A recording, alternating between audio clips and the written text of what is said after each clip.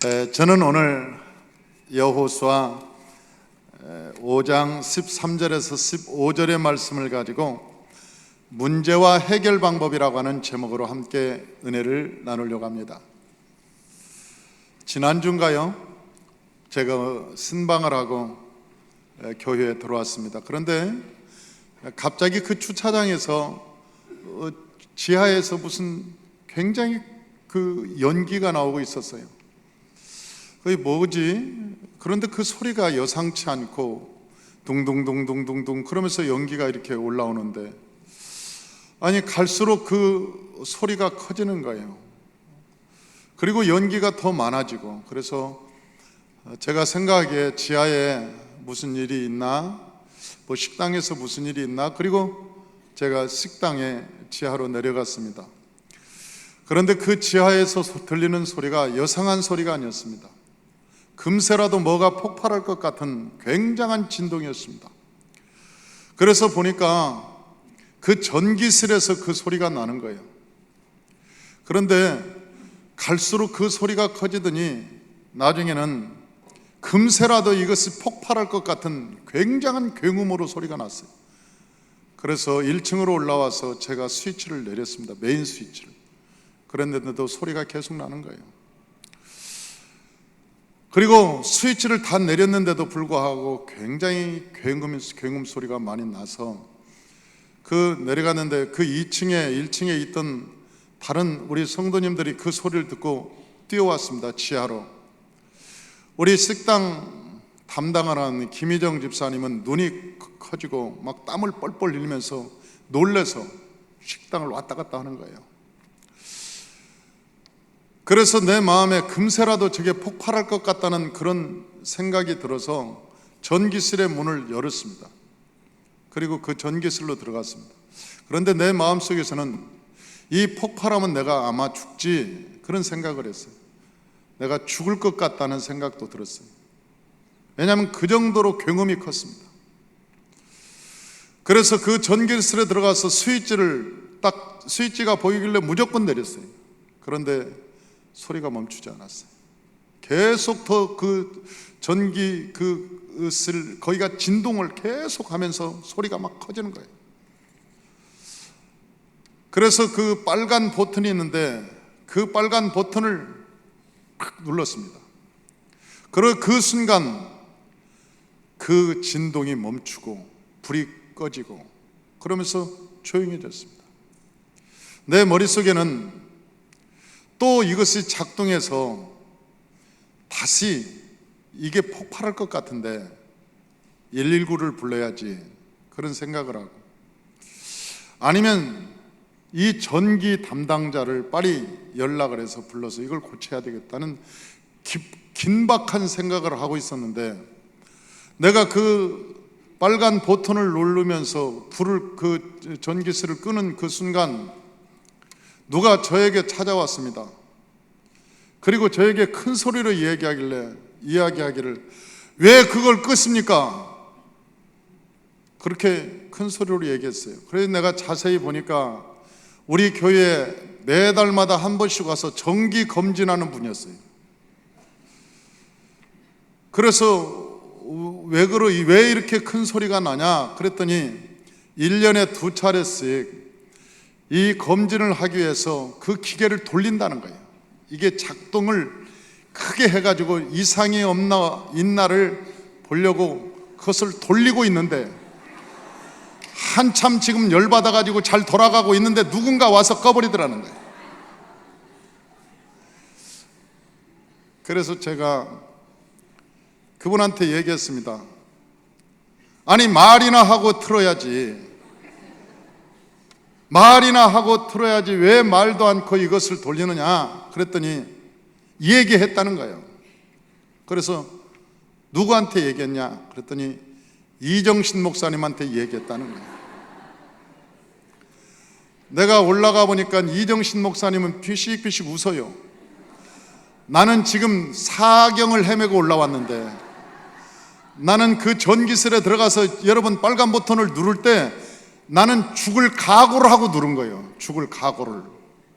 그런데 이정신 목사는 피식피식 웃으면서 원래 그래요. 그래서 내가 그랬어요. 앞으로 이런 거 하면 방송을 해라. 모든 사람에게 방송을 해주고 사람들이 놀라지 않도록 해야지 혼자만 알고 있으면 안 된다. 그런 얘기를 해줬어요. 그러면서 내가 그걸 묵상하면서 무슨 생각을 들었는지 아세요? 여러분, 그 사실을 안 사람은 놀라지 않았어요. 왜? 우리 교회가 앞으로 전기 이상이 없도록 그걸 1년에 2차례씩 그것을 점검하는 것이니까, 여러분 1년에 2차례씩 점검하면 우리 교회가 건강해지고 또 전기적 이상이 없도록 점검하는 날이었기 때문에 아무런 알고 있는 사람은 아무런 이상이 없었어요. 그러나 모르고 있는 나는 그 아무것도 아닌 일에 생명을 걸 뻔했다고요. 아무것도 아닌 일에. 여러분, 우리가 예수를 믿는 것도 그러지 않아요? 우리가 여러분 복음을 알고 진리를 알고 예수 그리스도를 알면 우리의 삶에서 일어나는 진동이 일어나고 굉음이 일어나고 별의별 일이 일어나도 아마 하나님께서 우리의 삶을 정비해서 잘 가게 하실 것이다. 믿어지는 거예요. 그리고 그렇게 염려가 안 됩니다. 여러분, 그렇게 놀라지 않아요. 복음을 알면. 만약 방송을 해서 우리가 다 알렸더라면 나도 안 놀랐을 거예요. 여러분, 우리가 복음을 알린다는 것이 그만큼 중요한 거예요. 진리를 깨닫는다는 것이 그렇게 중요한 거예요. 진리를 안다는 사실이 그만큼 중요한 거예요. 내가 그것을 묵상하다가 이 복음의 진리를 깨달았습니다. 아는 사람은 놀라지 않는다. 그러나 모르는 사람은 죽기를 각오하고 놀란다. 그리고 간이 붙었다 떨어졌다 할 수 있다. 우리가 하나님의 주권 속에 우리가 살고 있습니다. 우리가 하나님 안에 살고 있습니다. 하나님이 주인이십니다. 그리고 예수님께서 2000년 전에 인생의 문제를 해결하셨습니다.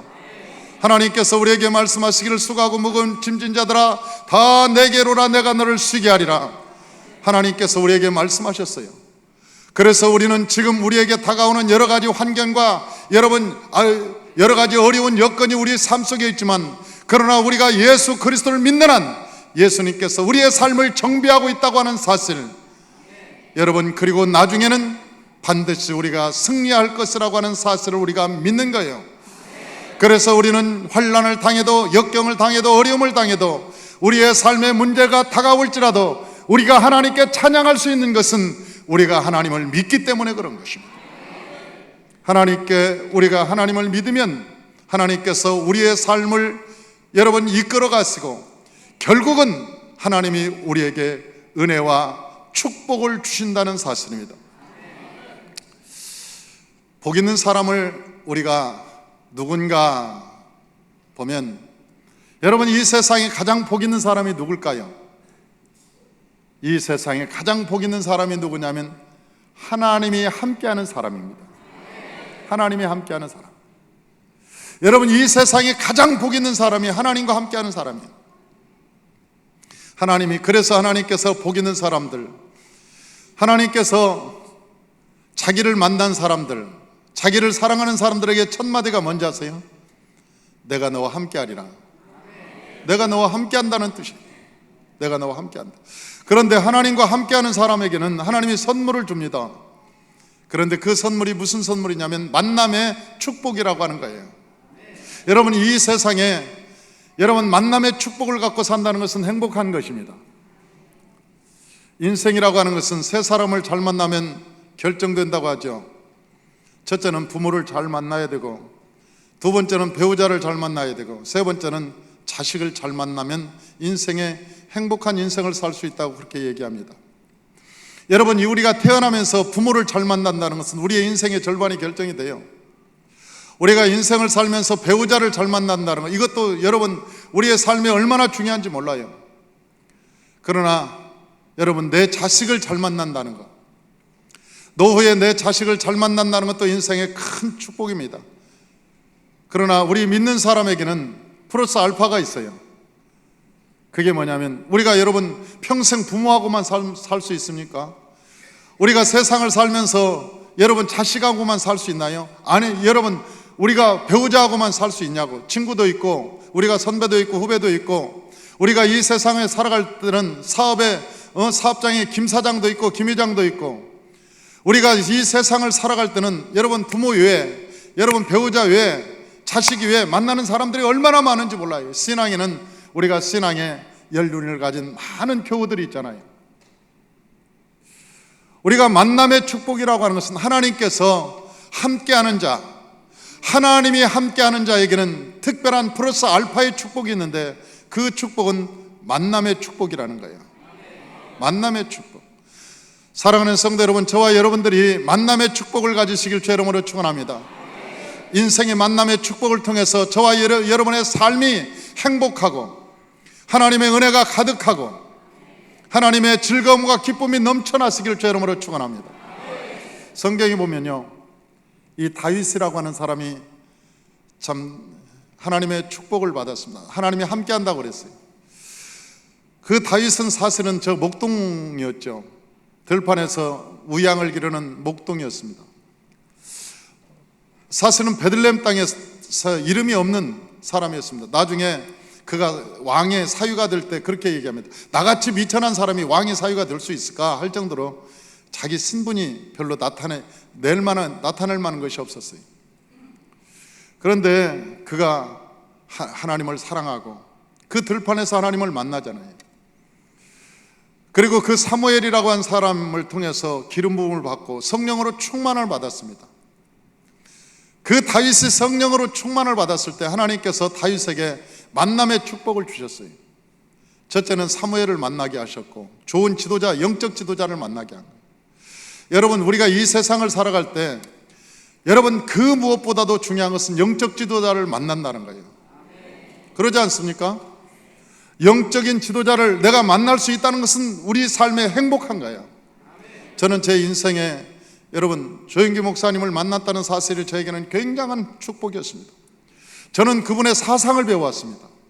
여러분, 다른 것은 모르겠습니다. 그러나 그분이 가졌던 사상, 그분은요 정말 사람을 사랑합니다. 정말 사람을 사랑합니다. 저는 이 세상의 그 어떤 꽃보다도 저는 사람을 사랑합니다. 여러분, 이 세상에 아무리 아름다운 꽃일지라도 저는 악인보다 나는 더 좋지는 않아요. 악인일지라도 저는 꽃보다도 더 아름답다고 생각해요. 그가 살인자일지라도 저는 꽃보다도 더 소중하다고 생각해요. 왜? 사람에게는 하나님의 형상이 있으니까. 이 세상에 아름다운 것들이 많잖아요. 이 세상에 좋은 것들이 많잖아요. 그러나 여러분, 나를 배신하고 나에게 여러분 칼을 들이대고 나에게 뒷담화를 하고 아무리 그래도 나는 그 사람을 사랑합니다. 그 사람을 소중하게 생각합니다. 왜냐하면 그 사람 안에는 하나님의 형상이 있기 때문에 그래요. 그 사람이 변하면 하나님의 사람이 되기 때문에 그래요. 저는 인생을 살아가면서 한 교양 제 삶에 소중한 영적 지도자를 만났습니다. 그분에게 사람을 사랑하는 것을 배웠습니다. 사람을 사랑할 수 있다는 것. 여러분, 사람이라고 하는 것은 장단점이 많아요. 단점을 보고 계속 얘기하면 단점이 될 수 있지만 여러분, 장점만 배우면 장점이 될 수가 있는 거예요. 저 하나님을 사랑하고 그 하나님을 사랑하자 하나님께서는 그 다윗에게 사무엘을 만나게 하고, 두 번째는 요나단을 만나게 하죠. 그 요나단이 다윗을 사랑하는 때 자기 생명같이 사랑했다는 거 아닙니까? 사랑하는 성도 여러분, 누가 자기 생명처럼 남을 사랑할 수 있습니까? 자기 왕위를 포기하잖아요. 요나단이 자기가 왕이 될 건데 다윗한테 그 왕위권을 넘겨주잖아요. 사람의 마음은 자기도 마음대로 할 수 없는 거예요. 사람의 마음의 주인은 누구냐? 하나님이시죠. 하나님이 그 마음을 주시기 때문에 그 마음이 움직이는 거예요. 하나님께서 다윗의 마음에 여러분, 저 요나단의 마음에 다윗을 사랑하는 마음을 주셨기 때문에 그 사랑할 수 있었던 거예요. 뿐만 아니라 그 다윗에게는 여러분 많은 그 사람들이 있었습니다. 요압과 아비새 같은 여러분 장군이 있었어요. 그에게는 나중에 사울에게서 도망다닐 때 여러분 그를 따라다니는 400명이 있었는데 그 400명이 성경에서는 뭐라고 합니까? 비루자들이라고 그래요. 보잘것이 없는 백성들이었어요. 다윗을 따라다니는 사람이 유명한 사람들이 아니었어요. 보잘것이 없는 사람이었어요. 처음에는 그 보잘것이 없는 사람들이었지만은 그러나 그 다윗과 함께함으로 다윗에게서 배워서 나중에는 그 사람들이요 장군이 되고요 국가의 지도자가 되고요 그 비루자들이 나중에 성장해서 놀라운 사람들이 되는 거예요. 누구를 만나느냐에 따라서 사람은 달라지는 거예요. 누구를 만나느냐에 따라서. 다윗은 그 중에 요압과 아비새라고 하는 여러분 장수가 있었고, 나중에 압살롬에게 도망갈 때는 여러분 대제사장 사독이 그를 도왔고, 그가 저 사울 왕에게 쫓겨다닐 때 갈멜산에서 여러분 아비가일이라고 하는 여인, 큰 부자 사람이었습니다. 그 아비가일이라는 여인이 다윗을 만나서 다윗에게 이야기합니다. 당신은 왕이 될 사람입니다. 피를 흘려서는 안 됩니다. 그리고 건포도와 먹을 떡을 가지고 그를 대접하는 거예요. 광야에서. 하나님이 우리와 함께 하시고 하나님이 우리를 사랑하시면 돕는 사람을 붙여주는 거예요. 돕는 사람. 여러분, 돕는 사람이라고 하는 것은 어떤 사람이나, 여러분 우리가 환경 속에서 많이 가진 자나 많이 안 가진 자나 그런 건 상관없어요. 같은 말을 하는 사람, 같은 마음을 갖는 사람, 여러분 같은 생각을 갖는 사람, 하나님께서 그와 같은 생각, 같은 말, 같은 행동을 할 수 있는 사람, 같은 뜻을 품는 사람, 이러한 사람을 하나님이 보내주는 거예요. 나중에 압살롬에게 도망가서 굉장히 그 고난 받고 있을 때 여러분 바르실레를 보내주잖아요. 그때 당시 바르실레가 최고의 부자였습니다. 재벌이었습니다.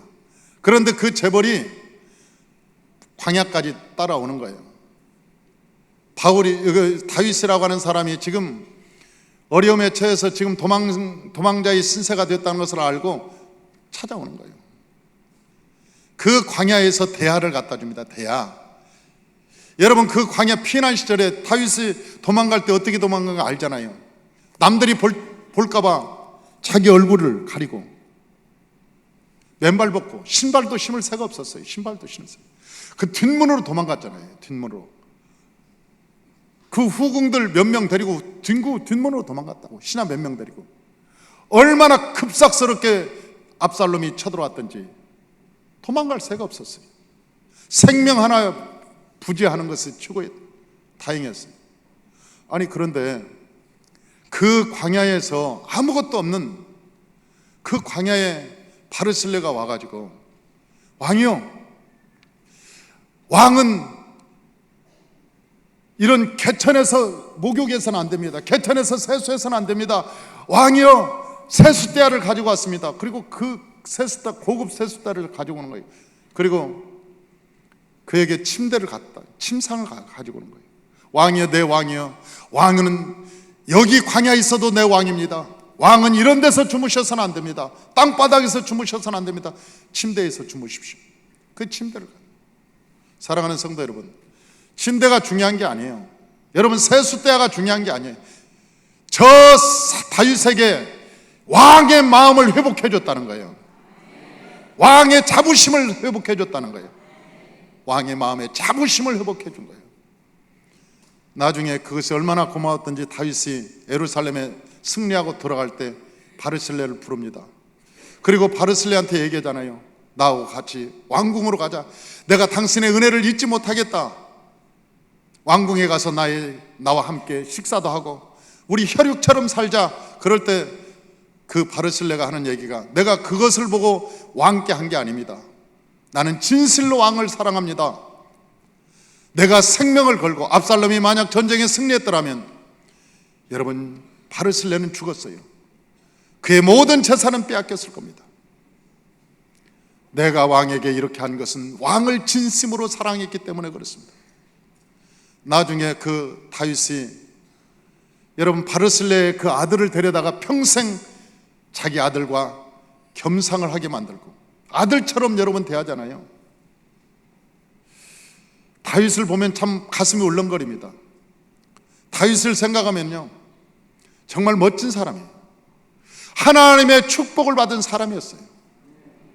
하나님을 진실로 사랑했던 사람이고 하나님께서 그 선물로 만남의 축복을 허락하여 주셨어요. 그래서 다윗이 어디를 가든지 승리했다고 성경이 기록하고 있는 거예요. 사랑하는 성도 여러분, 저와 여러분이 인생에 살면서 여러분 부모를 잘 만나는 것도 중요합니다. 여러분, 우리가 인생을 살아갈 때 반려자를 잘 만나는 것도 중요합니다. 우리가 인생을 살아갈 때 자식을 잘 만나는 것도 중요합니다. 그러나 우리가 하나님을 인격적으로 만나면 하나님이 우리의 삶에 만남의 축복을 주신다는 거예요. 하나님을 만나시길 주의 이름으로 축원합니다.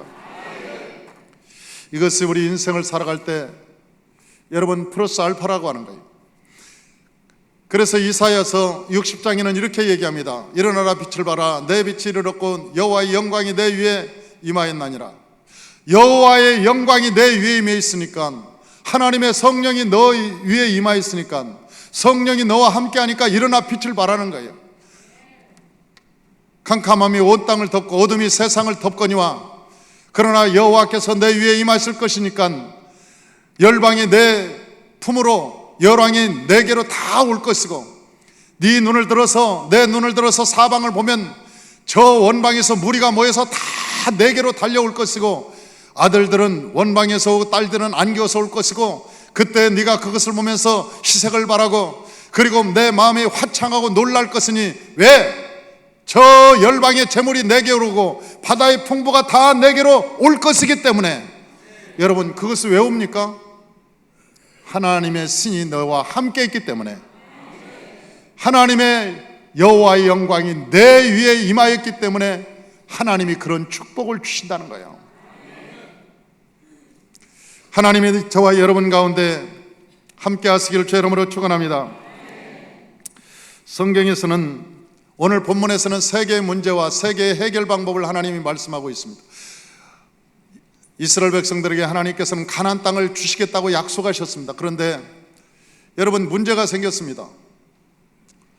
가나안 땅을 들어가기 위해서 첫째, 그들의 문제는 요단강이었어요. 요단강을 건널 수가 없는 거예요. 그때 당시 몸에 거두는 시기에, 다시 말하면 보리 추수하는 시기인데, 그때 요단강은 범람한 시기입니다. 지금도 이스라엘에 가면 이 보리 거두는 시기가 돌아오면 비가 오기 시작하는데 요단강이 넘실넘실합니다. 지금과 상황이 다릅니다. 그때 당시 요단강은 굉장히 넓고 그 강가가 폭이 넓어서 그게 굉장한 그 홍수 가지면 무섭습니다. 그런데 하나님의 말씀이 떨어졌습니다. 뭐라고 떨어졌냐면 건너가라는 거예요. 하나님께서 건너가라는 거예요. 그 요단강 건너갔다는, 여러분 지금 누가 건너갈 수 있습니까? 그 넓은 홍수에 한강을 건너가라고 하면 누가 건너갈 사람이 누가 있겠냐고요. 그런데 하나님께서 건너가라는 거예요. 어떻게 건너가라고 얘기합니까? 법궤를 짊어지고 지도자 12명은 뒤에 따르고, 그리고 너는 앞장서서, 여호수아에게 앞장서서 건너가라. 우리가 일반적으로 생각하면, 헤이, 하나님이 잘못 말씀하셨지, 어떻게 이 시기에 하나님이 때를 모르시지, 아니 지금 마른 시기도 있는데 꼭 이 시기에 우리가 건너가야 되냐, 한 3개월 지나면 괜찮을 텐데, 그럴 수도 있잖아요. 근데 그들은 하나님의 말씀대로 여호수아는 따랐습니다. 법궤를 짊어지게 하고 12명은 따르고, 그리고 여호수아가 강가로 뛰어들었습니다. 처음에 여러분, 이 법궤를 짊어진다는 것은, 법궤는 금덩어리입니다. 그 법궤 알잖아요. 법궤가 얼마나 무거운지. 법궤를 짊어지는 것은 아스팔트 위에도 걸어가기가 힘든 거예요. 다 짊어지고. 그런데 그걸 짊어지고 물속으로, 지금 범람하는 물속으로 들어가라는 것은 잠수하는 거예요.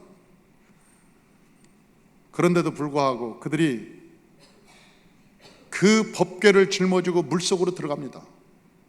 그런데 물속으로 들어가니까 이 물이 코를 지나서 여기까지는 뭐 계속 흘렀겠죠.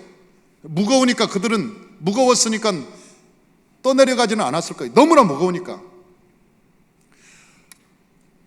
코가 넘실거리고 물이 코 속으로 막 들어가고, 그런데도 파도는 치고, 여러분 그럴 때 웬만한 믿음 같으면 뒷걸음져 쳤을 거예요. 아유, 안 돼.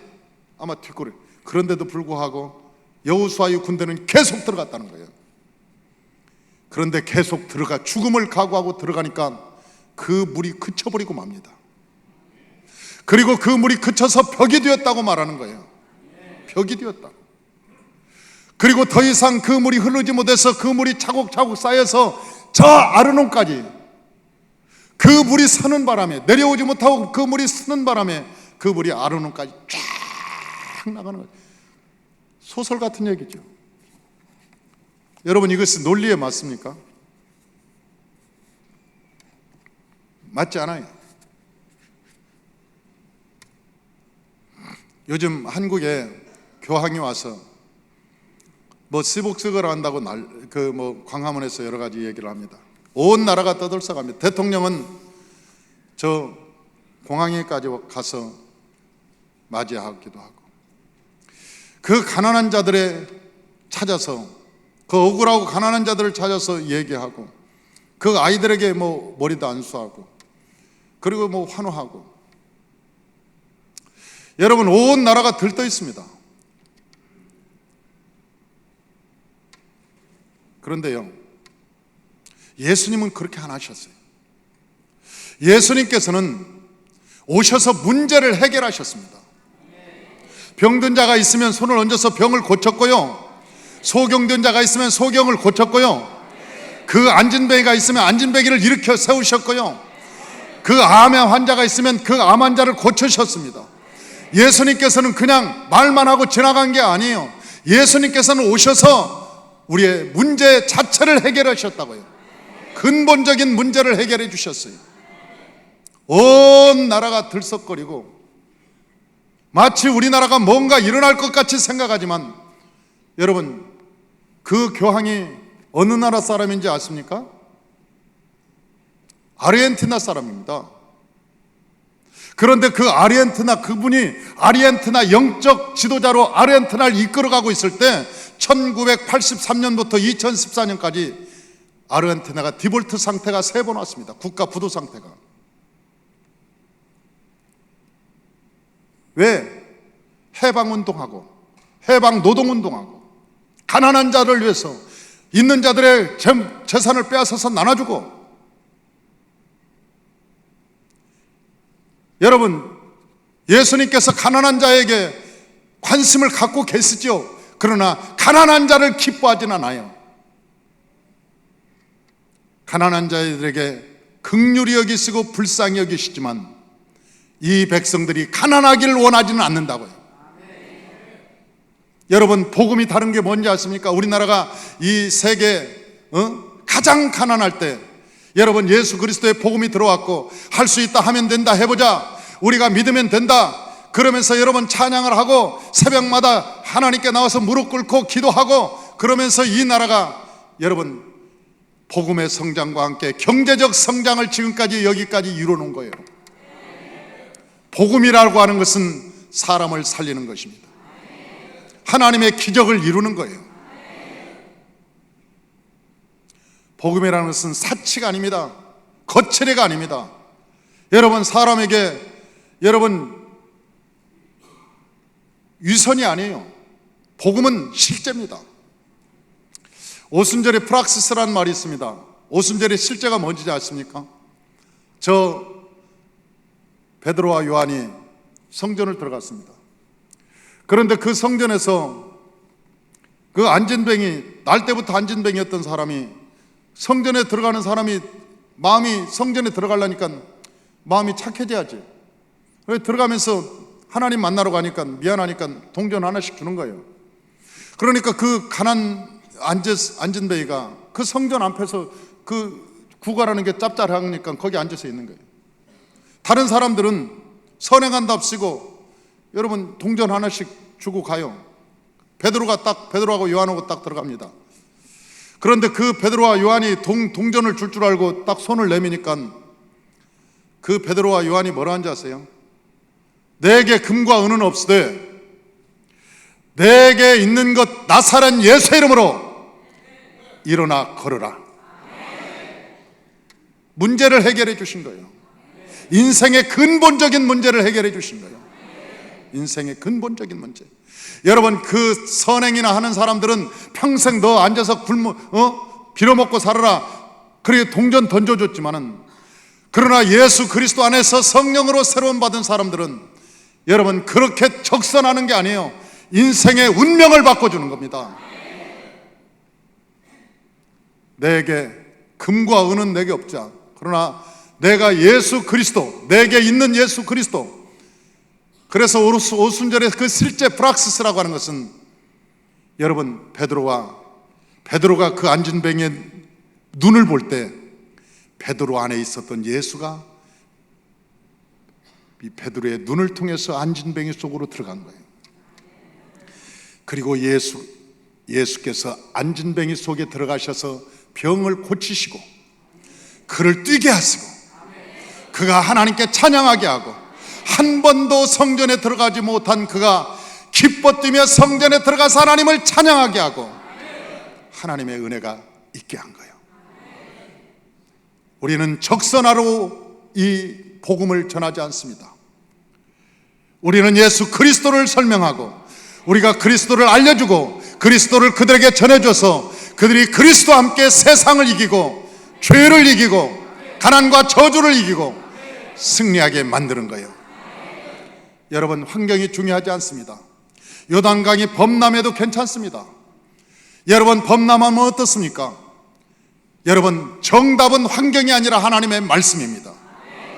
말씀을 따라 그곳에 요단강을 밟았더니 요단강이 그쳤다고 말씀하고 있는 거예요. 성경은 우리에게 말씀하는 거예요. 환경이요? 어떤 사람은 그렇습니다. 불경기요? 지금 불경기, 여러분 세상이 불경기가 저 아담과 하와가 타락한 이후로 이 세상은 불경기의 계속입니다. 환경이요? 언제나 환경은 반복되었습니다. 환경의 문제가 아닙니다. 하나님의 말씀이 내 안에 있느냐 없느냐의 문제입니다.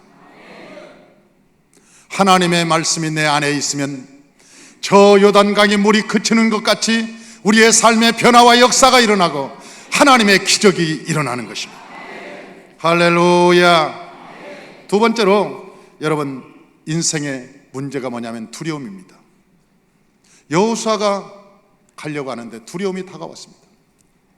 이 두려움은 인간을 망칩니다. 우리가 어떤 일을 행할 때 인간에겐 두려움이 와요. 마귀는 어떻게 오느냐, 뿔 달리고 아니면 큰 머리를 헝클이고 오는 게 아니에요. 마귀는 우리 마음속에 염려, 근심, 걱정, 두려움을 가지고 찾아오는 거예요. 저 여호수아도 두려웠습니다. 그런데요, 그래서 정탐꾼을 보냈잖아요. 그래서 그 정탐꾼이 가서 보니까 기생 라합을 만났는데, 그 기생 라합이 뭐라고 해요? 지금 여리고의 성의 사람들은 지금 이스라엘 얘기 듣고 지금 덜덜 떨고 있다. 저 홍해수에서 하나님이 이스라엘 백성을 다 건졌고 바로는 홍해수에서 죽였고, 그래서 저 여리고에 있는 모든 사람들은 이스라엘 백성 보고 덜덜덜덜 떨고 있다. 그걸 아는 거예요. 그 전까지만 해도 여호수아가 덜덜덜덜 여호수아가 떨고 있었어요.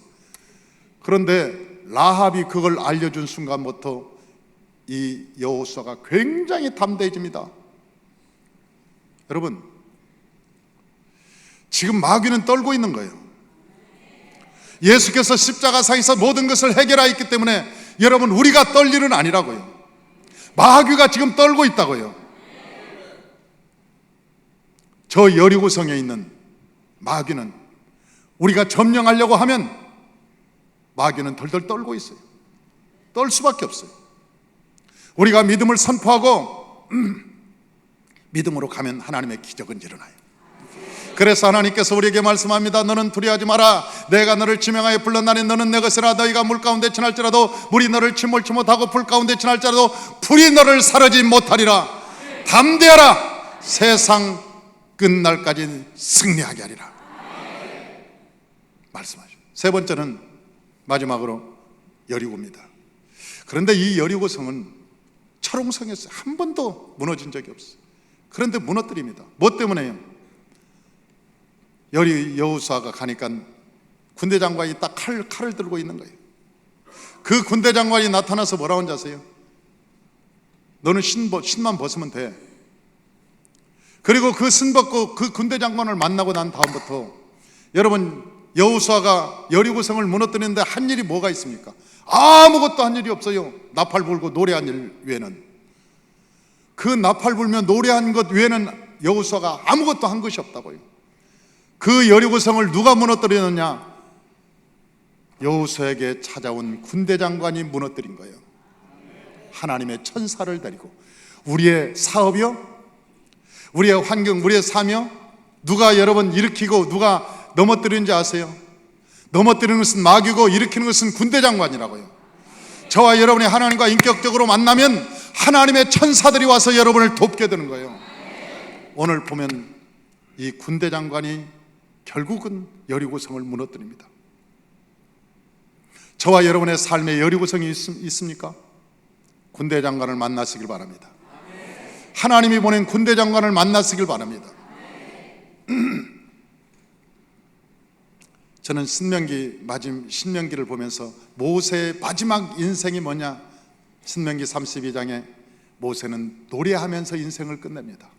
찬양하면서 끝냅니다. 옛날에 전쟁할 때는요, 막 술을 먹인다고 그러죠. 술을 먹여서 사람 미치게 하려고. 그리고 전쟁터에 내보내는 거예요. 왜? 사실을 알면 두려우니까, 못 나가니까. 막 독한, 옛날에는 중국 빼가를 먹이고,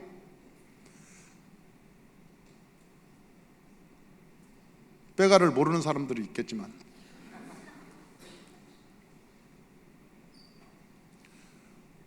어떤 때는 여러분, 사람이 전쟁이 두려우니까 마약을 하게 하고, 그래서 막 전쟁터에 보내는 거예요.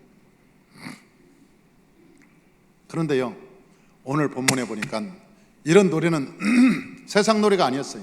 우리가 군대에 가면 군가를 부르잖아요. 막 의식화시켜서 군가를 부르면서 나가게 하죠. 그러나 영적 전쟁은 찬양입니다. 찬양할 때 성령이 임하는 거예요. 찬양할 때 하나님의 영이 나타나는 거예요. 하나님의 군대 장관이 나오는 거예요. 여러분, 저 모세가 인생을 정리하면서 마지막 한 것은 찬양이었다고요. 하나님에 대한 노래였다고요. 저와 여러분이 인생을 살면서 찬양하시길 바랍니다. 찬양을 하면 마귀는 한 길로 왔다가 일곱 길로 물러가는 거예요. 하나님의 기적이 일어나는 거예요. 삶의 여리고성이 무너지는 거예요. 할렐루야. 저와 여러분 문제가 있느냐 하면, 문제가 있으면 반드시 해결 방법이 있습니다. 우리는 문제를 바라보면 두려움이 생기고 염려가 생기지만, 문제의 해결자를 바라보면, 문제의 해결자이신 하나님을 바라보면 기쁨이 생깁니다. 저와 여러분이 인생을 살아갈 때 문제를 보지 말고 문제의 해결자이신 하나님을 보시길 바랍니다. 그리고 하나님께 기뻐하며 감사하며 믿음으로 나아가시기를 주의 이름으로 축원합니다.